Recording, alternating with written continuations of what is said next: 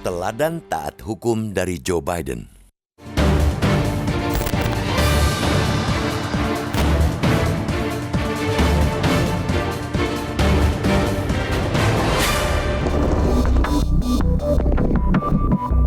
Di mata sebagian orang, menjadi pemimpin adalah kenikmatan, apalagi menjadi pemimpin sebuah negara adidaya seperti Amerika Serikat. Bagi warga negara yang bukan adik kuasa, tentu tidak terbayang besar, luas dan dalamnya pengaruh dan kuasa yang dimiliki. Belum lagi penghargaan dan pengakuan yang dimiliki oleh seorang presiden Amerika Serikat, baik dari warga negara sendiri maupun negara lain. Akan tetapi, Presiden AS Joe Biden kini harus mengalami sisi lain dari beragam kekuasaan yang dia miliki.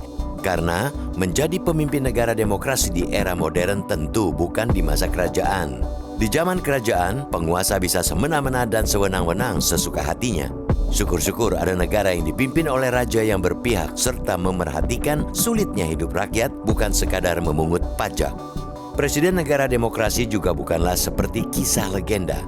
Mereka adalah pemimpin hasil pilihan rakyat, bukan keturunan dari kekuatan alam seperti matahari, bulan, ataupun penjelmaan dewa. Walhasil, Joe Biden tetap harus tunduk pada beragam aturan yang ada sehebat apapun dirinya. Demokrasi telah membatasi kuasanya hanya di pilar eksekutif.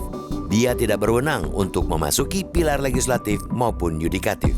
Di akhir masa kekuasaannya, Biden tetap tegar dan menghargai putusan pengadilan atas putranya, Hunter Biden. Presiden Biden terbukti konsisten untuk tidak mengintervensi atau cawe-cawe urusan hukum yang menjerat putra bungsunya itu. Hunter adalah satu-satunya putra Presiden Biden yang masih hidup. Dan pada 5 September, Hunter mengaku bersalah atas 9 dakwaan kasus pelanggaran pidana perpajakan.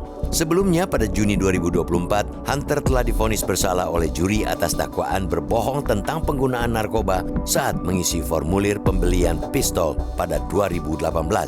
Itulah lambang ketaatan hukum. Indonesia bisa dan perlu untuk belajar dari kejadian yang menimpa Presiden Biden, meski nun jauh di sana. Amerika Serikat memang telah menerapkan pembagian kekuasaan yang jelas antara 3 pilar demokrasi, yakni eksekutif, legislatif, yudikatif. Karena pembedaan tersebut telah menjadi hakikat dari demokrasi dan mencerminkan mekanisme check and balance. Di antara pilar itu dijalankan sedemikian rupa, sehingga antar 3 pilar itu tidak memungkinkan untuk saling menguasai. Ada penghormatan dari eksekutif terhadap legislatif dan yudikatif, begitu pula sebaliknya. Tidak ada cerita hukum tunduk pada kekuasaan, dan itu semua dijalankan sangat ketat tanpa kompromi. Selain sistem pemerintahan yang sudah berjalan, pribadi Biden juga menampilkan integritas dan konsistensi. Ada kesesuaian antara omongan dan tindakan, termasuk tidak menggunakan hak sebagai presiden untuk memberikan pengampunan khusus jika Hunter terbukti bersalah. Biden pantang mempraktikkan beda antara omongan dan tindakan. Ia bukan tipe pemimpin yang dari mulut mengaku tidak akan intervensi, akan tetapi tindakannya justru sibuk lobi sana-sini. Mengaku tidak cawe-cawe, tapi semua bisa merasakan kenyataan yang berbeda. Bila pemimpin tidak konsisten, publik tinggal menunggu waktu saja akan ada perilaku diskriminatif. Aturan hendak diubah, kemandirian pilar kekuasaan lain dijarah. Semua hanya untuk mewujudkan angan-angan dan kepentingan pribadi dan keluarga semata. Karena itulah, publik kerap menyaksikan gaya pemimpin yang berbeda antara di depan dan belakang panggung. Publik sudah lelah dengan itu semua. Publik mendambakan pemimpin layaknya Joe Biden yang berintegritas dan konsisten. Bukan pemimpin yang hanya mengaku memiliki integritas dan konsistensi, tapi terus-terusan menjalankan kekuatan dramaturgi.